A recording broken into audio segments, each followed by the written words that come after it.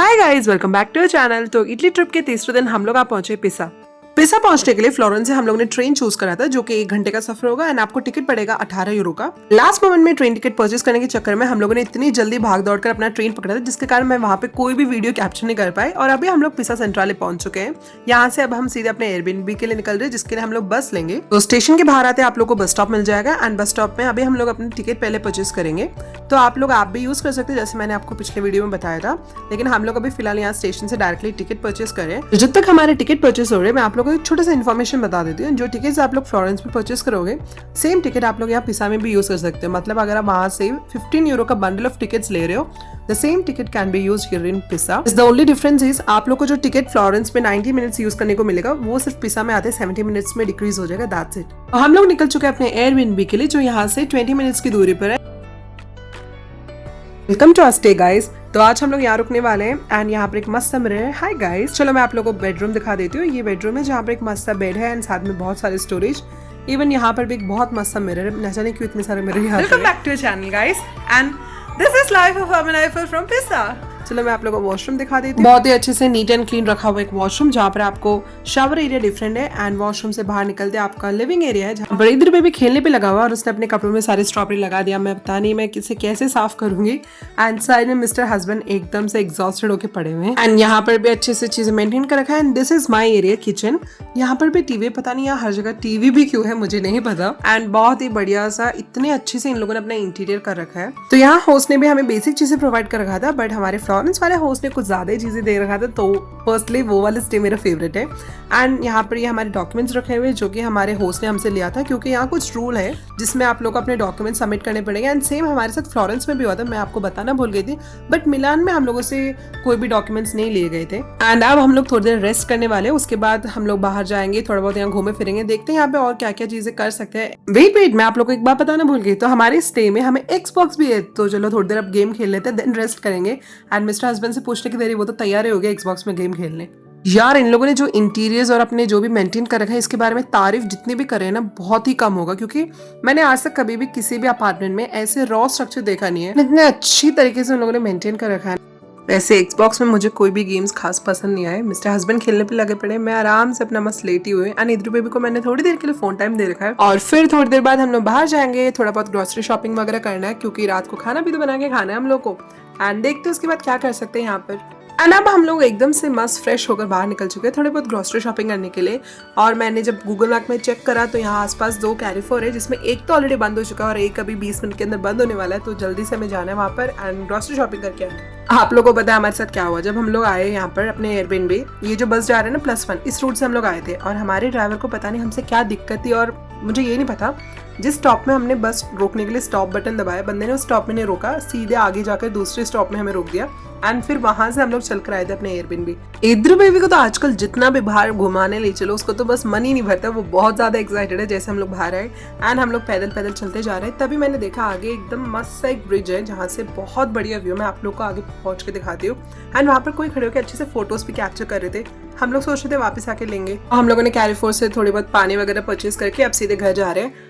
हम लोग इटली में ऑलरेडी अभी 3 दिन स्पेंड कर चुके हैं, 3 डिफरेंट सिटीज में। और आज हमने सबसे सस्ती चीजें खरीदा है। मतलब कि यहाँ पे पानी का बॉटल आपको 0.29 यूरो का पड़ा, और हमने सबसे महंगा पानी का बॉटल 4 यूरो का मिलान से परचेज करा था। तो जैसे आप लोगों ने देखा था, मैंने वहां से चिप्स, कोल्ड ड्रिंक, पानी की बॉटल और भी 2-3 चीजें लिया था। और ये सब मुझे 3 यूरो स्पेंड हुए यहाँ पे। अगर यही चीजें मैंने कल फ्लोरेंस से या फिर मिलान से लिया होता ना, पक्का मेरे हाथ से 20-25 यूरो तो यूं ही स्पेंड हो जाते।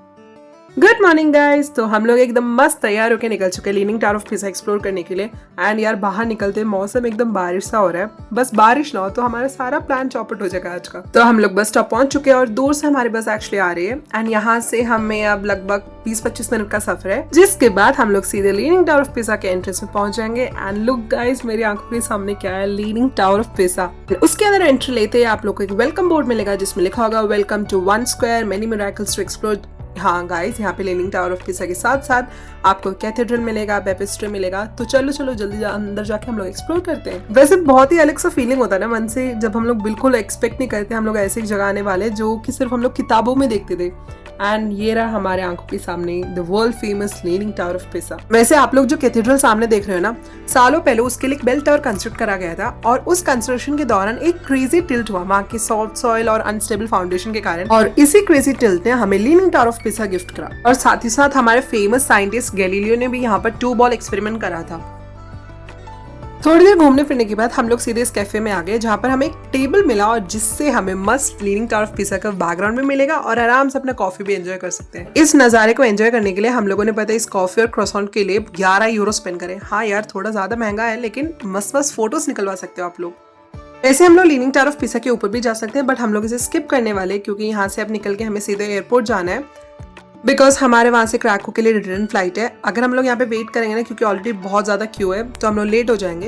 एंड आप लोग को मैं एक मस्त फोटो स्पॉट बताऊँ, सब लोग आगे से फोटो लेने में बहुत बिजी रहेंगे, आप लोग सीधे पीछे आना। यहाँ पे जनरली भीड़ बहुत कम रहती है और आप लोग सुबह सुबह आओगे ना, आराम से अपना डिफरेंट पोजेस में मस्त फोटोज निकलवा सकते हो। लीनिंग टावर ऑफ पिसा एक्सप्लोर करते करते बाहर निकलते वक्त हम लोगों ने इस फैमिली को देखा जो एकदम मस्त मस्त पोजेस में अपने फोटोज निकलवा रहे थे। साथ ही साथ और भी कई सारे लोग एकदम अलग अलग पोजेस ट्राई कर रहे थे जो कि मैं दिखा नहीं सकती। आप लोग इंस्टाग्राम में लीनिंग टावर ऑफ पिसा सर्च करके देखना, इतने मस्त मस्त पोजेस आएंगे। तो हम लोग अब यहाँ से निकल के सीधे एयरबीएनबी जाने वाले हैं, वहां से चेकआउट करके हम लोग को निकलना है अपने एयरपोर्ट के लिए। तो हम लोग जिस टिकट से वापस एयरबीएनबी आए थे वो थोड़ी देर के लिए और वैलिड था, इसी चक्कर में हम लोग स्टेशन पहुंच गए। वहां से अब सीधे पैदल पैदल एयरपोर्ट के लिए निकल रहे हैं। हाँ गाइस, पैदल पैदल, वरना फालतू में यहाँ से फिर से हम लोग को 5 यूरो स्पेंड करके टिकट लेना पड़ेगा जो कि बहुत नुकसान है, या फिर शटल करना पड़ेगा जो कि 6 यूरो एक बंदे का पड़ेगा, इधर बेबी के लिए लेना पड़ेगा। तो टेक्निकली हम लोगों ने लगभग 18 से 25 यूरो के बीच में अपने पैसे बचा लिए। तो पिसा सेंट्रल स्टेशन से पिसा एयरपोर्ट हार्डली 1.7 किलोमीटर के आसपास है, जो कि आप आराम से 20 मिनट चलकर पहुंच सकते हो। हाँ यार, धूप थोड़ी ज्यादा है, बट फाइन यार, 22-23 यूरो अगर आपके हाथ में रहेगा, नुकसान थोड़ी होगा, एकदम फायदा है ना।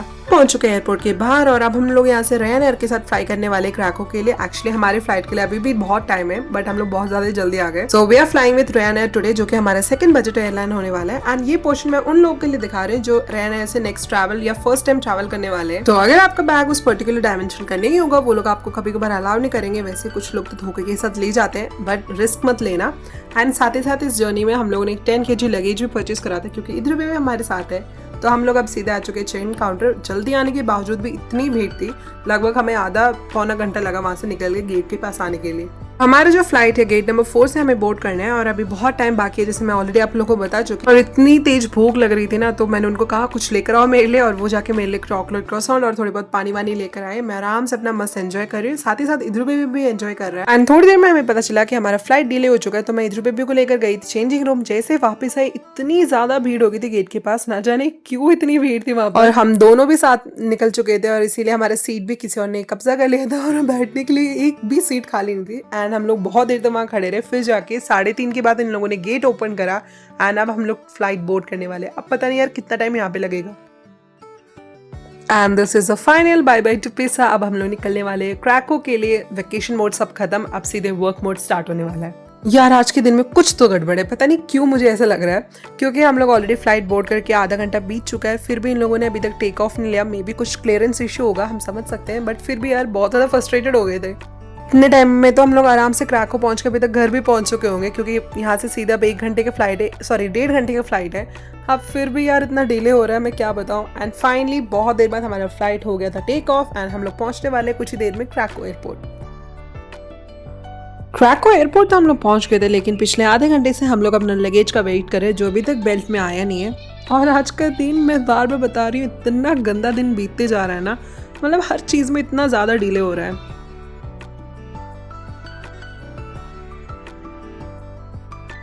एंड बहुत देर बाद हमारा लगेज हमें मिल गया। अब हम लोग यहाँ से सीधे जाने वाले हैं ओवर साइज बैगेज के पास, ताकि यहाँ से हम लोग इधर बेबी को स्ट्रॉलर कलेक्ट कर सके, क्योंकि वो हैवी होने के कारण इस सेक्शन में हमें मिलेगा। अब पता नहीं यार यहाँ पर कितना टाइम लगने वाला है।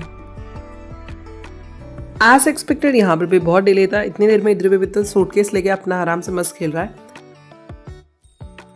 एंड लगेज सब कलेक्ट करने के बाद हम लोग आराम से घर के लिए निकल चुके। आई होप आप सभी को हमारे वीडियोस पसंद आए हो। इटली सीरीज के कोई भी डाउट्स या क्वेरीज हो, आप लोग जरूर हमसे कमेंट सेक्शन में पूछना।